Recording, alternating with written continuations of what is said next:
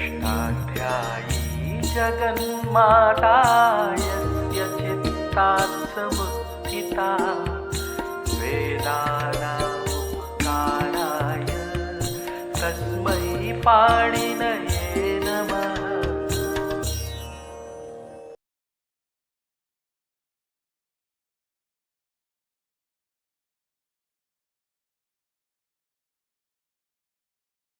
नमः पाणिनये। हम लोग धातु से प्रत्यय लगने पर होने वाले अंग कार्यों का विचार औष्पी प्रक्रिया के अनुसार कर रहे हैं। ये विचार वस्तुतः अष्टाध्यायी सम्मत है, पाणिनि सम्मत है। पाणिनि ने अजंत अंगों के लिए जो अंग कार्य कहे हैं वो अंतिम अज के अनुसार कहे हैं। साधातु का आधातु क्यों, जुषिचा इत्यादि सूत्र इसके प्रमाण हैं। और हलंत अंगों के लिए जो कार्य कहे हैं वो उपधा के लिए कहे हैं। पुगंध लघुपधा सिचा इत्यादि सूत्र इसके प्रमाण हैं। तो तदनुसार ही हम एक एक वर्ण को अंग के अंत में रखकर उसका विचार कर रहे हैं। तो हमने इकार को अंत में रखा, अंग के अंत में इकार को रखा, और इकारांत अंग को क्या क्या कार्य हो सकते हैं साधातु प्रत्यय परे होने पर, ये हमने सारे बताए हैं। साधातु प्रत्यय चार प्रकार के, हलादिपित, अजादिपित, हलादियपित और अजादियपित। इन चारों वर्गों में हमने उस इकार को रख करके उसमें होने वाले सारे अंग कार्यों का विचार कर लिया। अब हम उकारांत अंगों का विचार करते हैं। अंग के अंत में उकार है और प्रत्यय हलादिपित है। यहीं से आरंभ करेंगे हम, हलादिपित अजादिपित। अंग के अंत में उकार है और प्रत्यय हलादिपित है। तो हम क्या करें? तो सामान्य सूत्र हमने पढ़ा है सार्वधातुक आर्धातुक क्यों। सार्वधातुक आर्धातुक प्रत्यय परे होने पर इगंत अंग को गुण होता है। उकार भी एक है तो इसको गुण हो जाएगा। जैसे जुहू और ती, जुहोती, जुहू और सी, जुहोशी, जुहोमी, जुहोती, जुहोशी, जुहोमी, जुहोतु। लंग लकार में जो प्रत्ययता हो सा अजुहोत, अजुहो, ये 6 प्रत्यय हलादिपित हैं। इनके परे होने पर हमने इगंत अंग को गुण किया। अब हमें देखना है इसका अपवाद कि कहाँ पर हलादिपित प्रत्यय परे होने पर उकारांत अंग को गुण नहीं होता। सूत्र ने तो पूरा इकट्ठा तीनों एक के लिए कहा। सार्वधातुक आर्धातुक ने तो इगंत अंग को गुण कहा, तो तीनों एक इकट्ठे हो गए, ई ऊरी। किंतु आगे जो सूत्र आएंगे वे उकार के लिए अलग से कार्य कहेंगे। अब आगे जो सूत्र आ रहे हैं वो केवल उकार के लिए कहे गए हैं। अचिष्णु, एरन, एकाचो इत्यादि जो आए थे ये केवल इकार के लिए थे। इसलिए हमने इसके 3 हिस्से कर दिए। इकारांत के लिए हमने आपको अलग से बताया, उकारांत के लिए हम आपको अलग से बता रहे हैं, ऋकारांत का कार्य अलग से बताएंगे। क्योंकि सूत्र अलग अलग कार्य कह रहे हैं, विशेष कार्य सामान्य तो एक हो गया, सार्वधातुक आर्धातुक तो सामान्य है और विशेष कार्य अलग अलग हैं। इसलिए इगंत का आप समझना चाहिए इकारांत, उकारांत और ऋकारांत।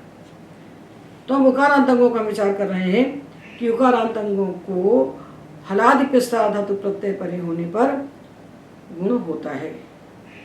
जो कार्य पित सार्वधातुक में होता है वही कार्य सामान्य आर्धातुक में होता है। सामान्य का अर्थ होता है ऐसा आर्धातुक प्रत्यय जो किदगित हितलित से भिन्न हो, न किदगित हो न हितलित हो। तो हमने देखा हलादिपित प्रत्यय परे होने पर जुहू को लिया हमने उकारांत, तो जुहोती, जुहोशी, जुहोमी, जुहोतु, अजुहोत, अजुहोहो। 6 प्रत्यय हलादिपित हैं, तीसीमी और तासा तू, जित बन गए। अब हम इसके अपवादों को जाने। बिना अपवादों के जाने बात पूरी होती नहीं। सूत्र की कितनी अतिव्याप्ति अव्याप्ति है उस सबको जानना आवश्यक होता है। तो अब सूत्र आता है उतो वृद्धिर लुकी हली, उतो वृद्धिर लुकी हली। उत का अर्थ है ह्रस्व का, क्योंकि तपर है, तपरस तत्कालस्य से वो केवल ह्रस्व की संज्ञा है उत। तो धातु उकारांत है, जिस ऐसे धातु जिनके अंत में ह्रस्व उकार है। 3 निमित्त कहे जा रहे हैं। धातु ऐसा हो जिसके अंत में ह्रस्व उकार हो, और उसके बाद जो विकरण हुआ था शप, उसका लुक हो गया। तो लुक कहाँ पर होता है? अदादिगण में होता है। तो अदादिगण के ह्रस्व उकारांत धातु जितने भी हैं वो इस सूत्र का विषय बनेंगे। ये सूत्र सार्वधातुक आर्धातुकों का अपवाद बनकर के आता है, उसका अपवाद है। सार्वधातुक आर्धातुक क्यों आएगा, और उसके बाद आएगा उतो वृद्धिर लुकी हली। तो सार्वधातुक आर्धातुक क्यों है 84, और उतो वृद्धि लुकी हली है 7 3 89। ये पाणिनि ने एक साथ रखे हैं। एक साथ क्यों रखे हैं? इसलिए रखे हैं कि एक प्रकार के अंग के कार्य हम एक साथ विचारित कर लें। तो अदादिगण में पढ़े हुए ह्रस्व उकारांत धातु, उन्हीं के लिए यह सूत्र है। क्यों उन्हीं के लिए है? दूसरे गण के उकारांत के लिए क्यों नहीं है? दूसरे गण के उकारांत के लिए इसलिए नहीं है क्योंकि लुक ही गहरा है, और शब्द का लुक अदादिगण में होता है। तो वहाँ पर जो धातु है यू, कु, क्षु, क्षणु, नु, द्यु, शु, क्षणु, ये धातु है। इन धातुओं के लिए सूत्र है। ये जो अदादिगण के धातु हैं ह्रस्व उकारांत, ये होगा यू, कु, क्षु, क्षणु, नु, द्यु, शु और क्षणु, और ऊणु, रु और स्तु। ये 11 धातु है। ये 11 धातु है ऊणु को मिलाकर परस्मैपदी। आत्मानेपदी क्यों नहीं ले रहे हैं? इसलिए नहीं ले रहे हैं कि ये हलिपिति कह रहा है। उतो वृद्धि लू की हली, और ऊपर से आ गया पिति, अनुवृत्ति से आ गया पिति, तो हलिपिति। और हलादि पे धातु प्रत्यय तो परस्मय पद में है, आत्मने पद में तो कोई हलादि पे धातु है नहीं, इसलिए नुंग धातु को छोड़ दी। तो 11 धातु हमको मिले। 11 धातु मिले, यू, कु, क्षु, क्षणु, नु, द्यु, शु, क्षणु, ऊणु, रु, अस्तु। ये 11 धातु ह्रस्व उकारांत हैं अदादिगण में। ये सूत्र का विषय है। इनको क्या होता है? तो सूत्र कहता है उतो वृद्धि। इन उकारांत अंगों को वृद्धि हो जाती है। ये वृद्धि कब होती है? लुकी। लुकी है ना, जब शब्द का लुक हो गया और प्रत्यय कैसा हो? हली पिति। पिति कहाँ से आया? ऊपर से। नाभ्यस्तस्याज पिति सार्वधातुके से पिति की अनुवृत्ति आ गई। तो हलिपिति सार्वधातुके धातु उकारांत हो, बीच में विकरण ना हो, उसका लुक हो गया हो, और उसके बाद आने वाला प्रत्यय हलादिपित सार्वधातुक हो, अर्थात तीसी मी तासातु, ये 6 प्रत्यय हों। तो क्या होता है? उन उकारांत अंगों को, जैसे यू धातु से आपने लगाया ती, तो यू धातु उकारांत है। उकारांत है अर्थात इगंत है, और उसका प्रत्यय आया ती प्रत्यय हलादिपित सार्वधातुक है। तो यू को क्या प्राप्त है? सामान्य सूत्र से प्राप्त है। सार्वधातुक आर्धातुक को ये सामान्य सूत्र है, इससे गुण प्राप्त है। यू को गुण होना चाहिए। जैसे जुहू और ती में हमने जुहोती बनाया, इसी प्रकार यू और ती में हम गुण करके हमको योति बनाना था, किंतु योति नहीं बनता क्योंकि उसके लिए विशेष सूत्र आता है। तो ये कहता है ह्रस्व उकारांत जो धातु हैं शब्द का लुक होने पर उनको वृद्धि होती है हलादिपित सार्वधातुक प्रत्यय परे होने पर, तो इनको हो गई वृद्धि। तो यू यौति, कु कौति, क्षु क्षौति, क्षणु क्षणौति, नु नौति, द्यु द्यौति, शु सौति और स्नु स्नौति और रु रौति, स्तु स्तौति। ये बन गए। ये सारे हलादिपित सार्वधातुक प्रत्यय होने पर, सारे हलादिपित सार्वधातुक प्रत्यय होने पर यही रूप बनेंगे। तो यौति, यौषि, यौमि, यौतु, अयौत, अयौहु। ये उतो वृद्धि लुकी हरि सूत्र जो है ये सार्वधातुक आर्धातुक का बाधक बन के आया, और इसने उकारांत धातुओं के लिए ये विशेष व्यवस्था की कि उकारांत धातुओं को वृद्धि होगी हलादि प्रसाद धातु प्रत्यय परे होने पर यदि शब्द का लुक हो गया है। तो जब ये वृद्धि करने लगा, ये 11 धातु हैं उकारांत उन को मिलाकर अदादिगण में धातु पाठ में इनकी संख्या 1830 से लेकर के 1840 तक है। तो इसमें से ऊणु धातु के लिए विशेष सूत्र आए 2। ऊणु के बाद जब ती आया तो ऊणु धातु भी अदादिगण का है, तो इसके बाद भी शप का लुक हो गया।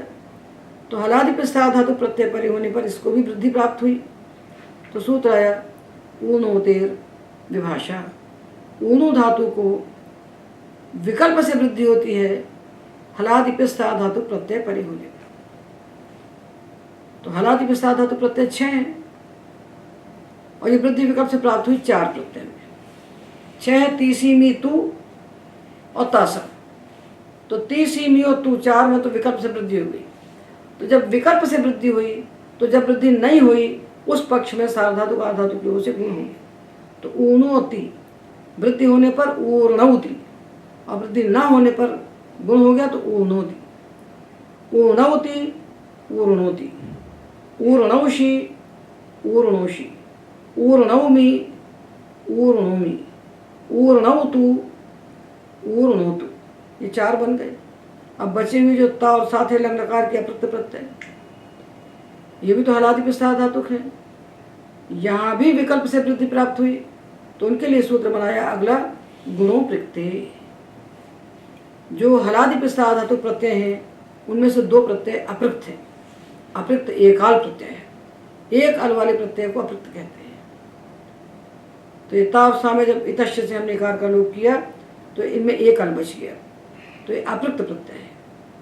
तो ऐसे हलादि प्रस्ताव धातु प्रत्यय जो अपृक्त है अर्थात लग लकार में ताव सा, इनके परे होने पर ऊणु धातु को वृद्धि होती ही नहीं है। जब वृद्धि नहीं होगी तो सामान्य सूत्र जो है सब जगह उपस्थित है, वो सामान्य है। जहाँ रोक दिया जाए उसको छोड़ के सर्वत्र उपस्थित होता है। तो इसने कह दिया गुणों प्रत्यय अपृक्त प्रत्यय परे होने पर ऊणु धातु को गुण होता है, वृद्धि नहीं होगी।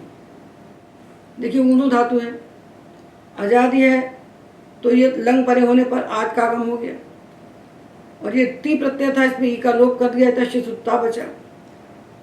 और सूत्र ने कह दिया कि इसको ऊणु को अपृक्त प्रत्यय परे होने पर गुण होता, वृद्धि नहीं होती, तो ऊ को ओ हो गया, ऊ को ओ हो गया। और ये 8 और ऊ जो है यहाँ पर जो आगुणा से गुण प्राप्त था इसको बाध करके आटश्य से वृद्धि हो गई। तो वृद्धि होके बन गया और नोत, और नोत, वृद्धि नहीं हुई है। और ये जो आ और ऊ में वृद्धि हुई है आटश्य से हुई है और ऊणु का जो कार था इसको गुण हो गया। और जब इस सा प्रत्यय आया तो सा के स्थान पर ससुरू से रू हुआ और खरो स्थानी और विसर्जनीय से विसर्ग हुआ तो और नो हो, और नोत और नो हो। ये हमने 3 सूत्र उकारांत अंग के लिए विशेष पढ़े। सबसे पहले सामान्य सूत्र था साधातु का अर्धातु जो, उसको बाधा उतो वृद्धि लुकी हली ने, और उसको बाधा ऊणोते विभाषा ने। इसने विकल्प से बाधा। तो एक बार इसने कहा वृद्धि नहीं होगी और एक बार होगी। तो जब वृद्धि हुई तो ऊणौति, जब वृद्धि नहीं हुई तो सामान्य सूत्र था साधातु का आधातु को गुण कर दिया। तो ऊणोति ऊणौति ऊणोषि ऊणौषि ऊणौमि ऊणौमि ऊणोतु ऊर्णौतु, ये 4 बन गए। और अपृक्त प्रत्यय में केवल गुण। तो वृद्धि लुकी हली, ऊणोते विभाषा और गुणों प्रत्यय। ये 3 सूत्र उकारांत अंग के लिए विशेष बनकर आए। सामान्य है सार्वधातु का आधातु क्यों, और उसके विशेष हैं ये 3 जो वृद्धि करते हैं, विकल्प से वृद्धि करते हैं और वृद्धि को रोक करके गुण करते हैं। अब वही सूत्र आता है अगला भूसवोस्तिंगी। भू और सु धातु, भू और सु धातु के बाद यदि तिंग आ जाता है तो धातु के बाद साक्षात तिंग कब दिखेगा हमको? जब बीच में विकरण ना हो, तभी तो साक्षात तिंग दिखेगा। तो भू और सु धातुओं के बाद जब तिंग आता है, और कैसा तिंग? पित होगा, तभी तो गुण प्राप्त होगा। तो भू और सु धातुओं को गुण नहीं होता है तिंग परे होने पर। तो इसका विषय कौन बनेगा? इसका विषय लंग नहीं बन सकता, क्योंकि भू धातु से जब हम लंग लगाएंगे तो बीच में शप हो जाएगा विकरण, तो इसका विषय बनता है लुंग।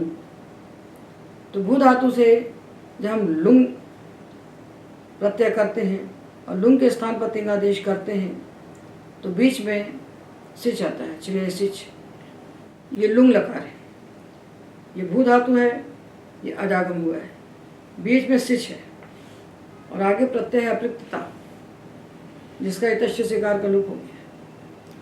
अब जो स है ये सिच का सा है, और लुंग लकार के लिए सूत्र है गातिस्था गोपा बुभ्य सिच परस्मै पदेश। तो भू धातु से परे आने वाले सिच का लुक हो जाता है। और जब सिच का लुक हुआ तो ये उकारांत अंग है, और ये ता प्रत्यय पित सा धातु प्रत्यय है, तो भू धातु को गुण तो प्राप्त हो रहा है। इसको यदि सूत्र नहीं बनाएंगे तो रुक नहीं सकता, अभूत नहीं बनेगा, बनाना अभूत है। तो भू सुवस्तिंगी ने इसको रोक दिया। इसका विषय कौन बना? भू धातु का। इसकी आवश्यकता कहाँ पड़ेगी? लुंग लकार। पर ये बाधक तो है, ये गुण तो हो ही रहा था। यदि सिच का लुक हुआ तो सार्वधातु का धातु क्यों आएगा गुण करने के लिए? जब तक उसको नहीं रोकेंगे तो कैसे रुकेगा? तो भू सुवस्तिंगी ने भू धातु को होने वाला जो गुण था, इगंतंग को होने वाला गुण सार्वधातु का धातु की ओर से उसको रोक दिया। अब धातु आया सु, और सु धातु को भी तिंग परे होने पर गुण नहीं होता। तो सु धातु से हमने प्रत्यय लिए आई आ वाही आ वाही, लोट लगा के आई आ वाही आ वाही। यहाँ शब्द कहाँ चला गया? तो ये धातु अदादिगण का है, शू प्राणी प्रसव। तो अदादिगण का होने से कर्तरी शब्द से जो शब्द हुआ था उसका अधिप्रवृत्तिभ्य शपा से लुक हो गया। तो सु के बाद सीधा ये प्रत्यय लकारों के लिए प्रत्यय इनका नाम तिंग है, ये तिंग प्रत्यय बैठ गया। और आई आ वाही पित सा धातु है, और हमने अभी तक जाना है कि पित्त सुगुणा अपित सुगुण निषेधा। पित्त प्रत्यय परे होने पर गुण होता है, अपित में गुण का निषेध होता है, यह सामान्य है। उसके बाद अपवाद आते हैं।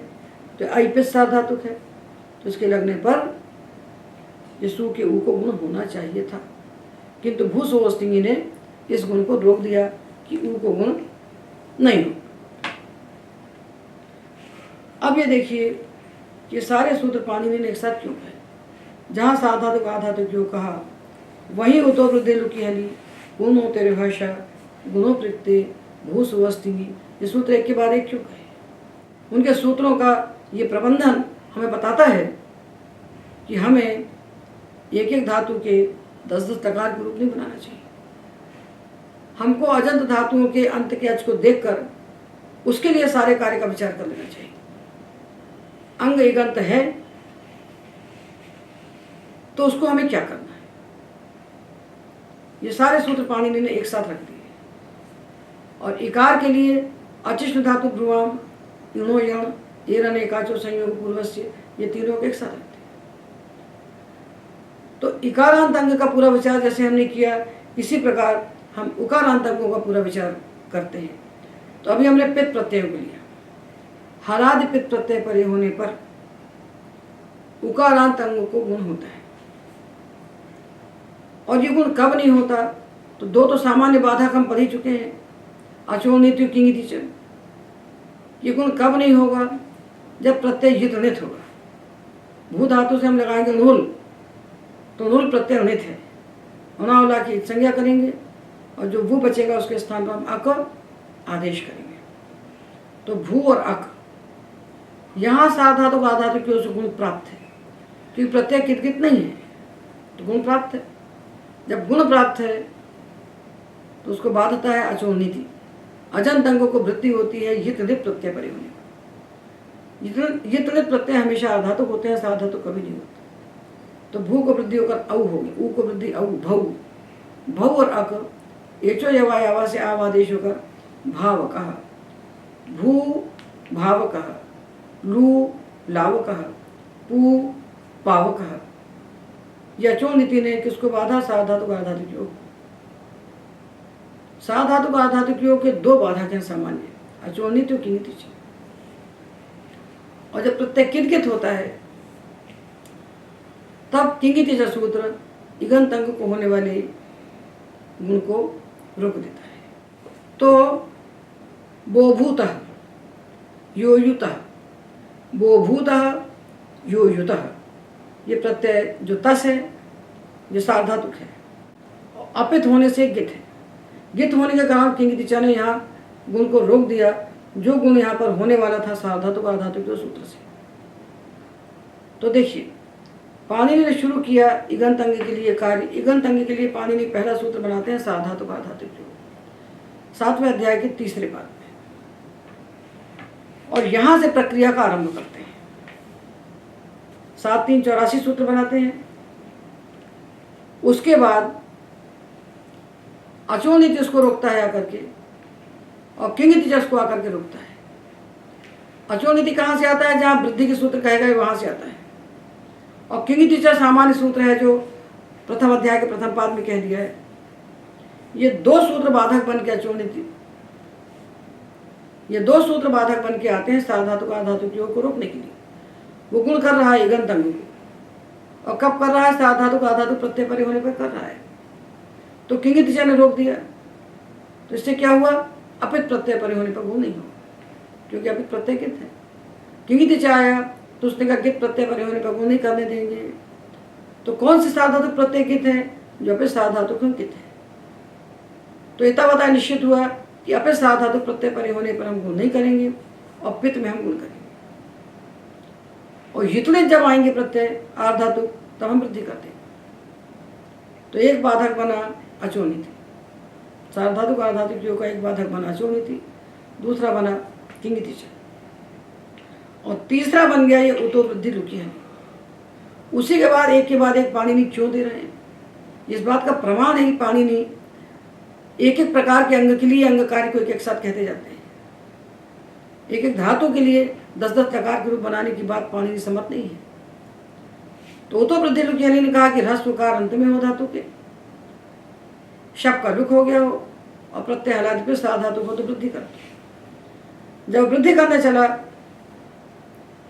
तो ऊनोत्तर भाषा है, वो कहता ऊनो धातु को विकल्प से वृद्धि हो, और जब ऊनो को विकल्प से वृद्धि होने लगी तो गुण प्रत्यय ने अप्रक्त प्रत्यय में उस वृद्धि को रोक दिया कि वहां केवल गुण होगा, वृद्धि होगी। तो सार्वधातुक आर्धातुक जो हो, फिर अचोनिति, फिर किंगिति, उतो वृद्धि लुकी हरी, ऊनोत्तर भाषा, गुणों प्रत्यय और भूसुवोस्तिंगी, ये पूरा उकारांत का एक बन गया प्रपंच अंगकारी। उकारांत अंगों को सामने रखे, तीनों को एक साथ नहीं रख सकते, क्योंकि ई के लिए कुछ दूसरी बात कही जाती है, ऊ के लिए कुछ दूसरी बात कही जाती है। तो सामान्य तो एक है तीनों के लिए। सार्वधातुक आधातुक योग होने वाला जो गुण है सामान्य तीनों के लिए एक है, और विशेष कार्य अलग अलग है। इसलिए ई ऊ री को अलग अलग करके देखना चाहिए। तो हमने इकार के लिए सारे कार्य एक साथ देखे, अब हम उकार के लिए देख रहे हैं कि सार्वधातुक आधातुक योग हो, उसका बाधक अचोनित किंगिति च, ये दो उसके बाधक हो गए। तो दो सूत्रों ने जो प्रत्यय कहे यतनित कितगित को छोड़ करके सार्वधातुक आधातुक योग गुण करेगा। अब उसके बाद सार्वधातुक आधातुक को जब गुण करने चला तो एक दूसरा बाधक आ गया, उतो वृद्धि लुकी है, और उसको बांधने के लिए आ गया ऊनोत्तर भाषा, और फिर आया गुणों प्रत्यय। और भू सु धातु जो है, इनको पित प्रत्यय में जो गुण हो रहा था, तो पित में तो उनको गुण होगा, पर कौन से पित में गुण नहीं होगा? जो तिंग होगा उसके परे होने पर गुण नहीं होगा। तो भू सुवोस्तिंग, जैसे भू धातु हमने लिया भू, और भू के बाद हमने लगाया शप और तिप, भू के बाद शप और ती लगाया, तो ये शप प्रत्यय तिंग नहीं है, ये विकरण है, तो भू को गुण हो जाएगा। भू को भो हो जाएगा, ओ को अब हो जाएगा और भवती बन जाएगा। किंतु भू के बाद यदि विकरण नहीं है और साक्षात तिंग आ गया है तब भू को गुण नहीं होगा।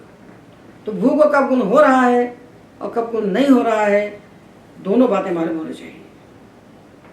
हमें कौन सा काम करना है और कौन सा काम नहीं करना है, इन दोनों का ज्ञान होना चाहिए। धर्म क्या होता है, क्या करना और क्या नहीं करना, विधि निषेधात्मक हो धर्म। क्या करना है ये भी मालूम होना चाहिए और क्या नहीं करना है ये भी मालूम होना चाहिए। तो सामान्य सूत्र बना साधातु आधातु प्रत्यय परे होने पर इगंत अंग को गुण होता है, तो ई को भी गुण होगा, उ को भी होगा, री को भी।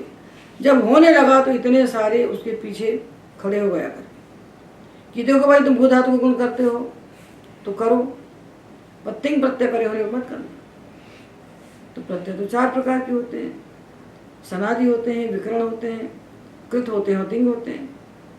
तो तिंग में रोक दिया उसने, कृत में होगा। भू धातु से हमने अनियर लगाया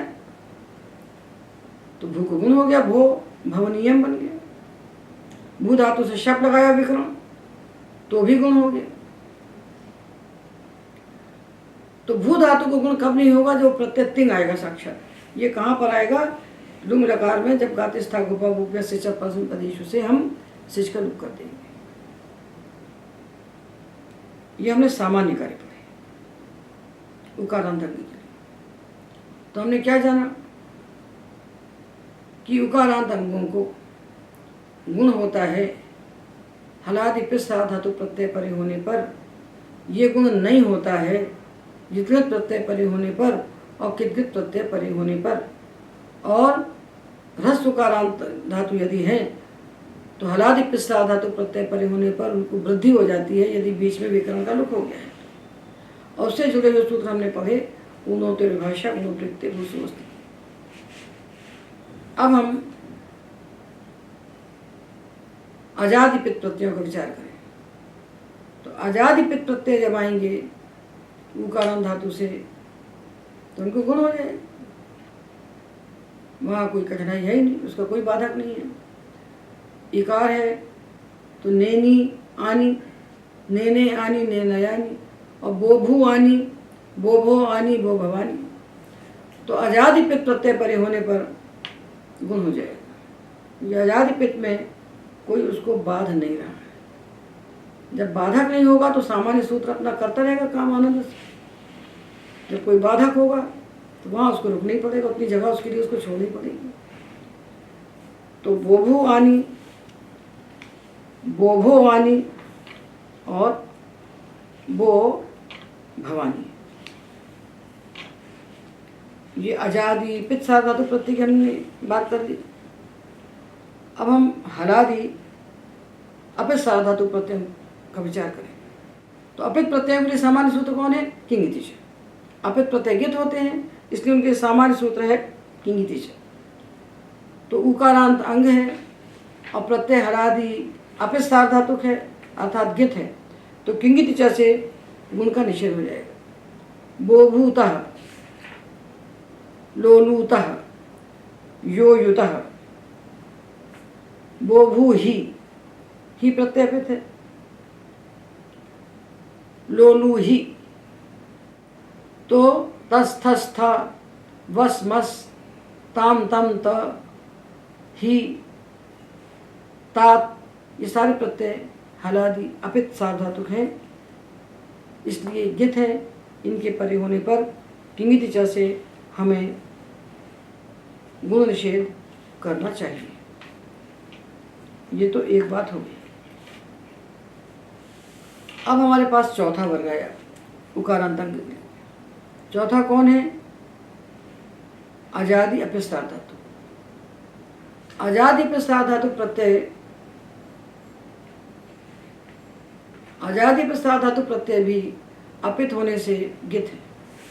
इनके परे होने पर गुण नहीं होना चाहिए, किंगिति च से निषेध हो जाना चाहिए। और अजादि अपित धातु प्रत्ययों के बीच में एक विशेष प्रत्यय निकलता है, वो है जुस। जुस और जुसिचा सूत्र कहता है कि जुस परे होने पर इगंत अंग को गुण होता है। तो हमने धातु लिया जुहू जुहू और प्रत्यय आया जुस।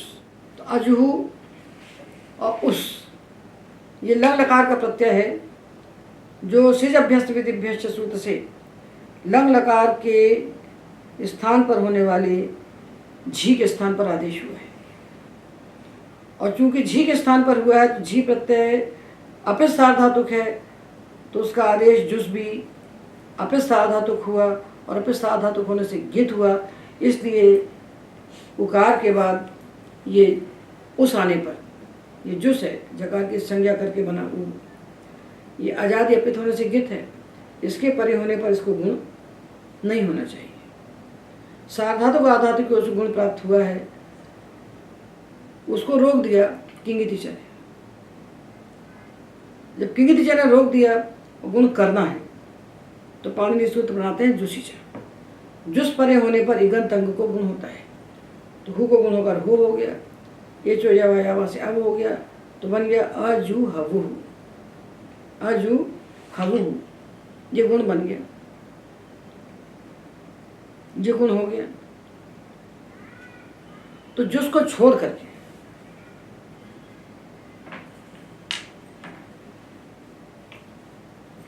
छोड़ करके जो आजादी अपिस सार्वधातुक प्रत्यय बचे, इनके परे होने पर हमें क्या करना चाहिए, ये विचार हम करते हैं। जैसे हमने इकार का विचार किया था कि आजादी अपिस सार्वधातुक प्रत्यय परे होने पर इकार को क्या होता है, तो हमने देखा था दो को छोड़ करके इयंग होता है। इण को छोड़ करके असंयोग पूर्व अनेकाच इकार को छोड़ करके बचे हुए इकार के स्थान पर इयंग होता है चिष्णु से। इसी प्रकार उकार के स्थान पर उवंग होता है। आजाद अपित प्रत्यय है यदि, तो गुण नहीं होगा, और जब गुण नहीं होगा तब ये सूत्र लगेगा। गुण न होने पर ही सूत्र प्रवृत्त होता है। इस बात को हम धातुधिकारी प्रक्रिया के लिए जान लें। तो हमने धातु लिया जुहू और प्रत्यय आया अति, जुहू और अति। तो अचिष्ण धातु भ्रुवाम योर अंग का क्या अर्थ है? इकारांत अंग को इयंग होता है, इकारांत धातु को इयंग होता है। और उकारांत धातु हो अथवा श्नु प्रत्ययांत अंग हो अथवा भ्रू रूप अंग हो। उकारांत में तीन बैठे हैं, तीन उदाहरण बनेंगे इसके, पर अपवाद तो छोड़ना पड़ेगा ना पहले। तो अचिष्ण धातु भ्रुवाम के उकार को स्थान पर जब हम उवंग करने चलते हैं, अचिष्ण धातु भ्रुवाम सूत्र से जब हम उकार के स्थान पर उवंग आदेश करने के लिए चलते हैं, तो हमें एक सूत्र बाधक मिलता है हुष्णुवो सार्वधातु के। वही सूत्र है, वहीं पर अचिष्णु 77 है, हुष्णुवो सार्वधातु के 87 है, 87 है। तो ये कहता है देखो भाई, आजादी प्रत्यय परे होने पर जो उकारांत अंग को आप उवंग आदेश करने जा रहे हैं, वो आदेश हु धातु को नहीं होगा और असंयोग पूर्व श्नु प्रत्यांत अंग को नहीं होगा। दो जगह दो को छोड़ करके सूत्र पठित उकार के स्थान पर आप उवंग आदेश करेंगे। देखिए हमने देखा है कि इकार के स्थान पर इयंग होता है, तो कहाँ होता है? दो को छोड़कर। किन दो को छोड़ता है? इण धातु को छोड़ता है और असंयोग पूर्व अनेकाच इकारांत अंग को छोड़ देता है। दो को छोड़कर बचे हुए इकारांत धातु के स्थान पर वह इयंग करता है। इसी प्रकार उकारांत अंग जब मिलता है हमको, सूत्र में तीन प्रकार का उग दिया हुआ है, तो भ्रू को छोड़ दीजिए, प्रातिपदिक है उसकी हमको यहाँ आवश्यकता नहीं है। एक दिया है श्नु प्रत्यांत अंग और दूसरा दिया है उकारांत धातु। उकारांत धातु हो अथवा श्नु प्रत्यय से बना हुआ जो उकारांत अंग है, मतलब स्वादिगण में 35 धातु पढ़े गए हैं और अक्षुत अक्षु को मिलाकर 37 हो जाते हैं। तो स्वादिगण में 37 धातु पढ़े गए हैं, उनसे हमने श्नु लगाया, तो 37 अंग हमारे पास श्नु प्रत्यांत उकारांत हैं, जिनको हम धातु पाठ के इसी चौथे पाठ में स्वादिगण को खोल करके पढ़ सकते हैं। तो सूत्र कह रहा है उन श्नु प्रत्यांत अंगों के उकार के स्थान पर उवंग आदेश होता है और धातु का जो ऊ है उसके स्थान पर उवंग आदेश होता है। तो ये तो होता है, अब कब नहीं होता है इसका विचार करें। तो जो नहीं होता है उसको इसमें से घटा देंगे तो जो बचेगा उतने में हो जाएगा। तो सूत्र आता है बाधक 87 सूत्र जो है पुष्ट वो सार धातु के, जो हु धातु है उसके ऊ के स्थान पर उवंग नहीं होता। हु धातु जो इत्यादिगण का है, उससे पर जब सा धातु प्रत्यय आता है कर्तरी तो बीच में शप होता है, और शप का जो इत्यादि श्लू से श्लू हो जाता है, और जब श्लू होता है तो धातु को द्वित्व हो जाता है, जो इत्यादिगण के धातुओं को सा धातु को द्वित्व हो गया तो बन गया जुहू। अब जुहू के बाद ये जुहू धातु है, और इसके बाद अति प्रत्यय है आजाद यपित सार धातु है।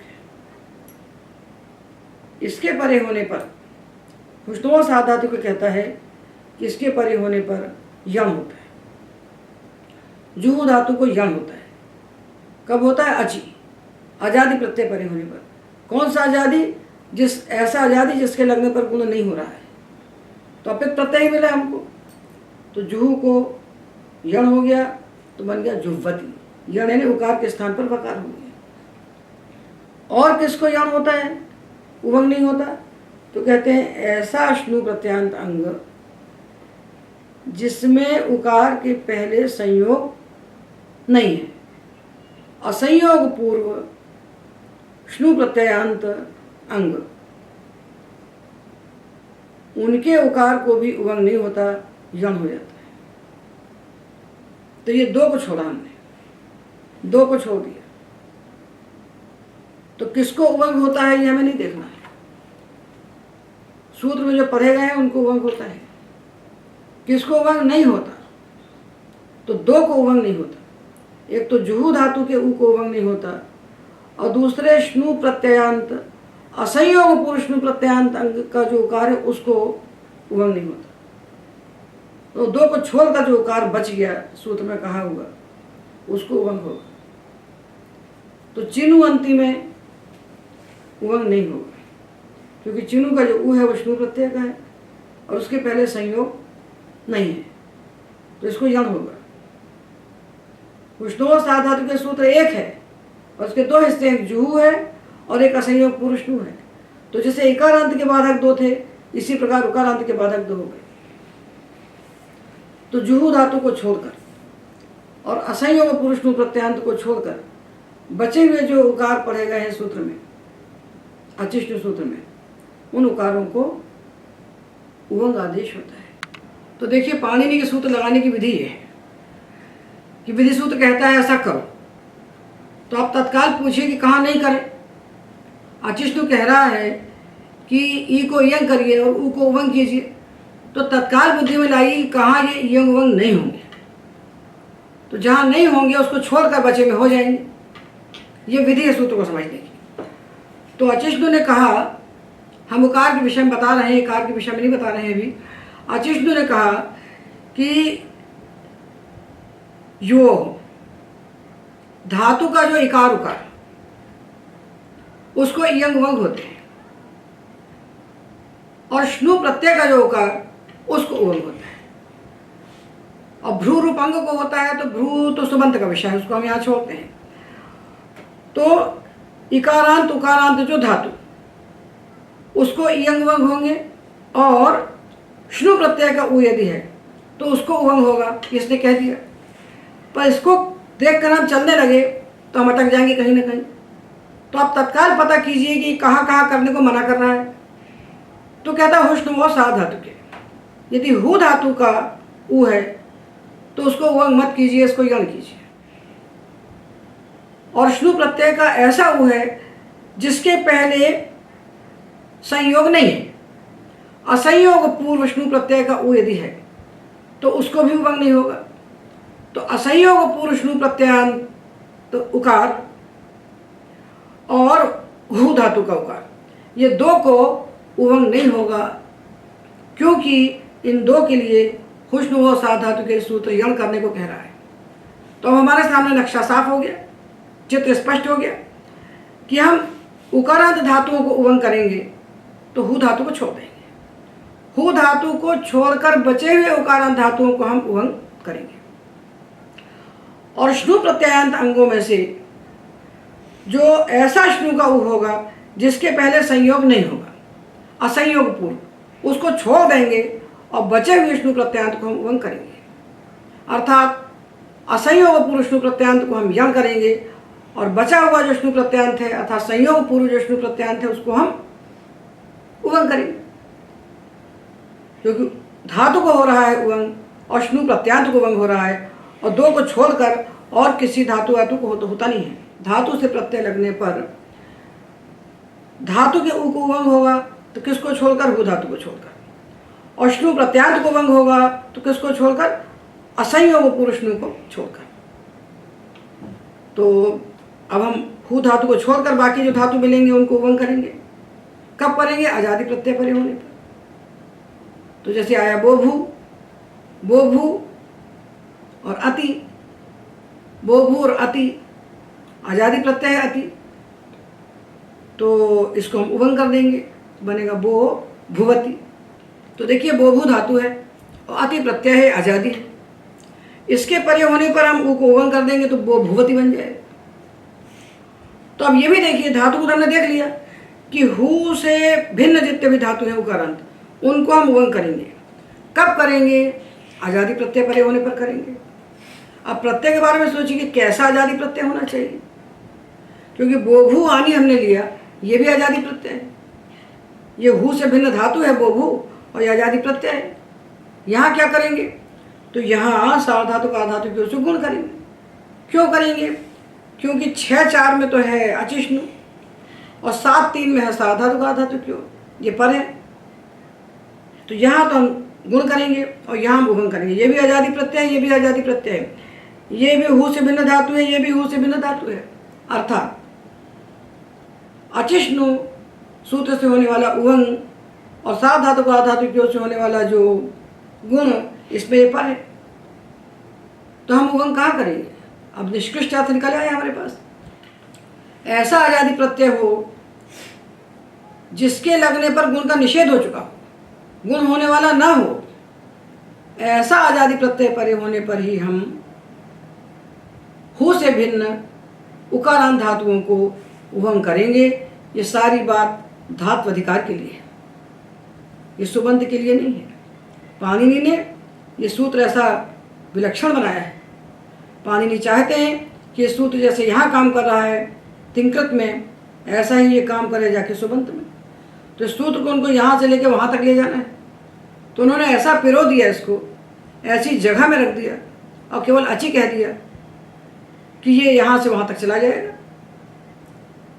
क्योंकि सुबंत में जब जाएंगे तो भुवऊ भुवः बनाना है, सुधी सुधियऊ सुधिया बनाना है। तो भुवऊ और सुधियऊ यहाँ भी वो ई को इयंग करते हैं और ऊ को उवंग करते हैं, तो वहाँ तो कोई प्रत्यय किदगित होता नहीं। ये पित अपित का जो झमेला है धात्वधिकार में, ये तो सुबंत में है नहीं। तो वहाँ यदि हम कह देंगे इस सूत्र को कि किदगित प्रत्यय परे होने पर ये इयंग करता है और किदगित प्रत्यय परे होने पर ये उवंग करता है, तो हम सुबंत में अटक जाएंगे। तो भगवान पाणिनि ने ऐसा फंसाया इस सूत्र को, उसको ऐसी जगह बैठा दिया कि तुम यहीं बैठे रहो और तुम्हारे बाद आ जाएगा गुण करने वाला सूत्र, तो तुम वैसे नहीं कर पाओगे, परत्वा तुमको बाधा लेगा। तो हमने क्या था निकाला इससे? इसका निष्कृष्ट अर्थ क्या निकला कि प्रत्यय आजादी हो, और ऐसा आजादी हो जिसके लगने पर गुण का निषेध हो गया हो। ये समझिए इसका अर्थ है। उसको न पित्त देखिए, न अपित देखिए, न कित देखिए, न गित देखिए। प्रत्यय आजादी हो और ऐसा आजादी हो जिसके लगने पर गुण का निषेध कर दिया गया हो। ऐसा प्रत्यय जब हमको मिलेगा आजादी, तब हम हु धातु से भिन्न किसी भी धातु के ऊ को उवंग कर देंगे। और यदि श्नु प्रत्यांत अंग है तो असंयोग पूर्व श्नु को छोड़ करके जो संयोग पूर्व श्नु बचेगा उसको हम उवंग कर देंगे। तो चिनु अंति से बना चिन्वंती और शकुनु अंति से बनेगा शक्नुवंती। तो देखिए चिन्वंती, ये ऊ है। कैसा ऊ है क्या विशेषता है इसकी कि ये श्नु प्रत्यय का हुआ है और इसके पहले संयोग नहीं है। जब भी किसी अजंत धातु के बाद श्नु लगेगा तो असंयोग मिलेगा, संयोग मिल नहीं सकता। ऐसे ऊ को हम यण करेंगे। कैसा प्रत्यय परे होने पर? जो अजादि हो और जिसके लगने पर गुण ना हो रहा हो। तो अंति प्रत्यय अपित है, अपित होने से गित है, इसके लगने पर गुण नहीं हो रहा है। और ये अंग जो है इसमें श्नु प्रत्यय का ऊ है और उसके पहले संयोग नहीं है, तो इसको हम यण करेंगे। और इसको छोड़कर जो बचे, जैसे शक्नु आया तो हलंत धातु से हम श्नु लगाएंगे तो ऊ के पहले संयोग मिल नहीं मिलना है। तो ऐसे ऊ को हम उवंग करेंगे। अर्थात उवंग के दो स्थानीय हुए। एक हुआ उकारांत धातु हु से भिन्न और दूसरा हुआ श्नु प्रत्यांत अंग असंयोग पुरुष से भिन्न। तो हम ये विचार न करें कि हमको किसको उवंग करना है, हम ये विचार करें कि हमें किसको उवंग नहीं करना है। तो किसको नहीं करना है? हु धातु को नहीं करना है, बाकी धातुओं को करना है। और किसको नहीं करना है? असंयोग पुरुषनु को नहीं करना है, अर्थात बाकी श्नु प्रत्यांत को करना है। अब जो धातु भी नहीं है और श्नु प्रत्यांत भी नहीं है, ऐसा उकार यदि हमको मिला, ऐसा उकार जो ना तो धातु का है और ना श्नु प्रत्यय का है, उसको तो ये सूत्र लग ही नहीं सकते, क्योंकि अचिष्णु भी श्नु कह रहा है और हुष्णु वो विष्णु कह रहा है। दोनों सूत्र श्नु के लिए बने हुए। तो जिसमें श्नु है ही नहीं, ऐसे उकार को उवंग हो ही नहीं सकता। जैसे तनु लिया, हमने तन धातु लिया और तनादि क्रिम है, उसे इसको ऊ कर दिया, तनादिगण का विकरण ऊ, तो बन गया तनु। तो देखने में तो चिनु के समान दिख रहा है, पर ये चिनु का नहीं है। चिनु में तो श्नु का ऊ है और तनु में ऊ प्रत्यय का ऊ है। तो इस ऊ को ना तो अचिष्णु लग सकता ना हुष्णु लग सकता। ये दोनों सूत्र इसमें लग ही नहीं सकते, क्योंकि दोनों सूत्र श्नु प्रत्यय के लिए बने हैं। तो इसको फिर क्या करें? इसको हम इको इग्नची से यण करते हैं। ये उवंग की बात पूरी हो गई कि उवंग कहाँ होता है? उवंग हु से भिन्न धातु के ऊ को होता है और असंयोग पुरुष श्नु से भिन्न बचे हुए श्नु प्रत्यांत को होता है। ये उवंग के दो स्थानीय है और तीसरे को उवंग नहीं होगा। तीसरे को जो होगा वो भ्रू को होगा, जो इस तिंकृत प्रक्रिया का विषय ही नहीं है, जो धात्वाधिकारी प्रक्रिया का विषय ही नहीं है, क्योंकि भ्रू प्रातिपदिक है। तो ये तो बात हो गई। अब यहाँ हमें ये जानना चाहिए कि अजादि प्रत्यय परे होने पर होता है। तो अजादि प्रत्यय कैसा होना चाहिए, उसके लिए हम दो सूत्र आपको देते हैं। ये दो सूत्र इस बात को प्रमाणित कर देंगे जो बात हमने आपसे कही कि प्रत्यय ऐसा होना चाहिए अजादि, जिसके लगने पर गुण का निषेध कह दिया गया हो, तभी ये उवंग होगा। देखिए धातु है लोलूय, इससे प्रत्यय लगा पचाद्यच, अच प्रत्यय लग गया तो यंगोच सूत्र ने इस पूरे यंग का लोप कर दिया। ये यंगंत धातु है, लू धातु से यंग प्रत्यय करके लोलूय धातु बनाया है। अब जब अच प्रत्यय लगाया तो पचाद्यच जब लगा प्रत्यय तो यंगोच सूत्र ने इस या का लोप कर दिया। ये पूरे या का लोप हो गया। जब पूरे या का लोप हो गया तो बच गया लोलू और अच प्रत्यय का आ। अब देखिए ये अच प्रत्यय कृत है, कित कित है नहीं। अच प्रत्यय कित कित से भिन्न है और धातु उकारांत है, तो साधातु का आधातु की ओर से यहाँ गुण होना चाहिए। साधातु का आधातु की ओर से यहाँ गुण प्राप्त है, किंतु सूत्र आता है अष्टाध्यायी के प्रथम पाद में, प्रथम अध्याय के प्रथम पाद में, न धातु लोप आर्ध धातु के। ये प्रथम अध्याय के प्रथम पाद का सूत्र है। वृद्धि राधे चतुर्थ गुणा है, वृद्धि न चौथा सूत्र है 1-1-4, न धातु लोप आर्ध धातु के। ऐसा आर्ध धातु प्रत्यय धातु से लगा हो, ऐसा आर्ध धातु प्रत्यय हो जिसने धातु का लोप कर दिया हो। धातु के लोप का तात्पर्य है धातु के किसी अवयव का लोप कर दिया हो। धातु का एक देश भी धातु कहलाता है। तो धातु के एक देश, क्योंकि पूरा लोलूय धातु, इस पूरे का नाम धातु है सनातनता धातु, इसका एक अंश या है उसका लोप कर दिया। तो ये आधातु प्रत्यय ऐसा कहलाया जो धातु लोप का निमित्त है, इसने धातु के एक अवयव का लोप किया है। तो ये अच प्रत्यय जो है ये धातु लोप निमित्तक आर्ध धातु प्रत्यय है। इसी ने धातु का लोप किया है और ये तिंक्षित से भिन्न होने से आर्ध धातु है। तो अच प्रत्यय धातु लोप निमित्तक आर्ध धातु प्रत्यय है। सूत्र कहता है ऐसा अधातु प्रत्यय यदि लगा है धातु से, जिसने धातु का या धातु के अवयव का लोप कर दिया है, तो उसको निमित्त मानकर उसके परे होने पर धातु को गुण आप नहीं कर सकते। तो यहाँ साधातु का आधातु की ओर से गुण प्राप्त है, क्योंकि प्रत्यय कित से भिन्न है, जित से भिन्न है, तो साधातु का आधातु की का विषय है। किंतु उसने रोक दिया कि आप ऐसे प्रत्यय को निमित्त मानकर गुण मत करिए जिस प्रत्यय ने धातु के किसी अवयव का, धातु के एक देश का लोप कर दिया है। तो अब आप यहाँ गुण नहीं हो सकता, तो गुण का निषेध हो गया। गुण का निषेध हो गया तो अचिष्णु का विषय बन गया। अचिष्णु कहता है हु धातु को छोड़कर सारे उकारांत धातुओं के ऊ के स्थान पर आप उवंग कर दीजिए यदि प्रत्यय आजादी है और गुण का निमित्त नहीं है। तो हमने यहाँ इसको उवंग कर दिया तो बन गया लो लो, ये जो ऊ था इसको उवंग हो गया और ये आ लग गया, तो लो लुवह, लो लुवह, यो युवह, नो नुवह, ये बन जाएंगी। तो ये बात सारी समझाने के लिए है, ये बात सारी समझाने के लिए है। वास्तविक बात तो यही है कि अजादि प्रत्यय परे होने पर हु भिन्न धातु के ऊ को उवंग होता है और असंयोग पूर्व श्नु से भिन्न श्नु के उकार को उवंग होता है। पर समझ में कैसे आएगा जब तक ये पूरे उदाहरण नहीं आएंगे सामने। भू सुवोस तिंगी, यह है 7 3 88। इसमें मिदेर गुणा से गुणा की अनुवृत्ति आती है और नाभ्यस्तस्याच सा धातु के से ना की अनुवृत्ति आती है। तो कहता है भू धातु को और सु धातु को गुण नहीं होता। कब नहीं होता? तिंग परे होने पर। तिंग परे होने पर भू धातु और सु धातु को गुण नहीं होता।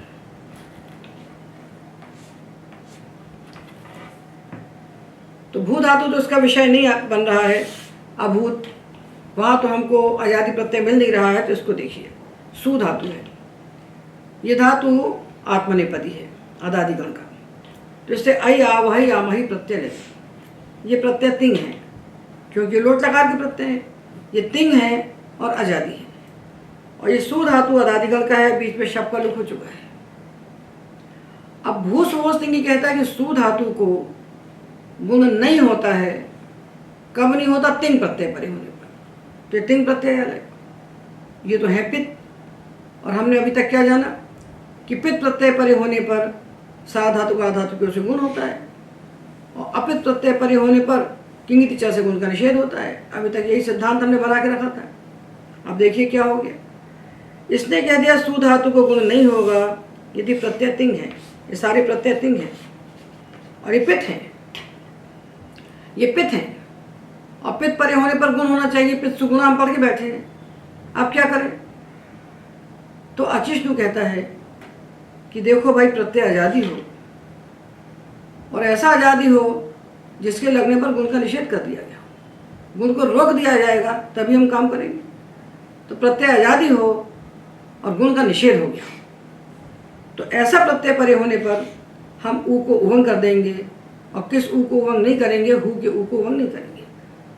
तो ये सु धातु है, ये हु से भिन्न है, प्रत्यय ऐ आवहि आमहि है, ये आजादी है और गुण का निषेध हो गया है इनके परे होने पर। किसके द्वारा? भू सुवोस तिंगी 7 3 88 ये सूत्र है, उसके द्वारा गुण का निषेध हो गया है। तो अब यहाँ क्या करेंगे? यहाँ हम अचिष्णु धातु भ्रुवाम सूत्र से इस ऊ को उवंग कर देंगे, तो बन जाएगा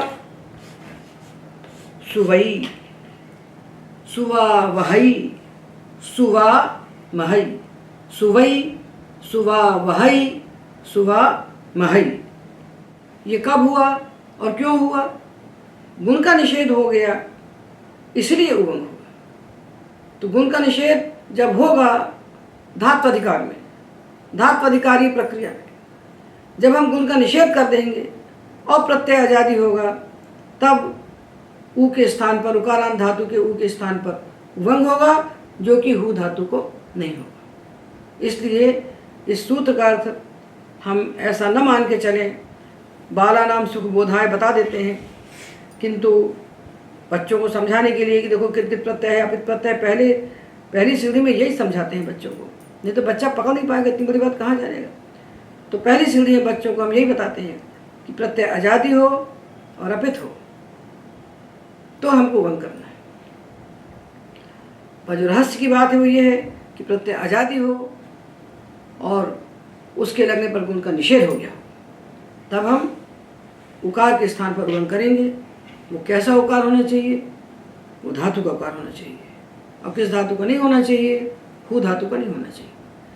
बस इससे आर पार पूरे धात्वधिकार में, पूरे धात्वधिकारी प्रक्रिया में आर पार साधातुक से आधातुक तक आप दौड़ जाइए, आपको कहीं स्खलन नहीं होगा, कहीं एक ठोकर नहीं लगेगी आपको कि ऊ है, इसको क्या करना है। पाणिनि ने इसी प्रकार अंगकारियों का विचार किया है। पाणिनि ये नहीं कहते कि एक धातु को लीजिए उसके 10 लकार बनाइए। पाणिनि ने बताया कि प्रत्यय लगे, प्रत्यय को पहचानिए कि प्रत्यय सार धातुक है कि आर धातुक है, सार धातुक है तो पित है कि अपित है, आर धातुक है तो किदगित है कि हितलित है, किन चारों से भिन्न है। और अंगों को कैसे पहचानिए? आकारांत, इकारांत, उकारांत, ऋकारांत, दीर्घ ऋकारांत, ऐसे पहचानिए अजंत अंगों को। और हलंत अंगों को उभधा से पहचानिए, आदुपद, इदुपद, ऋदुपद। इसी प्रकार पाणिनि ने अंगकारी कहे हैं। जैसा पाणिनि ने कहा है, यदि हम उनके बताए रास्ते से चलते हैं तो हमको पूरा आर पार सारा जितना शब्द का साम्राज्य है हमको दिखने लगता है, और पाणिनि के सूत्रों की प्रवृत्ति वहाँ पर दिखने लगती है। और एक एक धातु को लेकर एक एक प्रत्यय लगाकर हम बनाएंगे तो हम अनंत तक जान नहीं सकते। इसलिए मुक्त आकाश के नीचे खड़े होकर जैसे हमको सारा दिखाई पड़ता है, उसी प्रकार पाणिनि अष्टाध्यायी के इस विज्ञान से पढ़ने से हमें प्रक्रिया का समग्र ज्ञान हो जाता है। तो हमने उकारांत धातुओं के विषय में, उकारांत अंगों के विषय में पूरे अंग कार्य आपको बता दिए। इनको लेकर के आप चाहे साधातु प्रत्यय लगाइए, चाहे आधातु प्रत्यय लगाइए, आपको कहीं नहीं रुकना पड़ेगा। एतावदेव।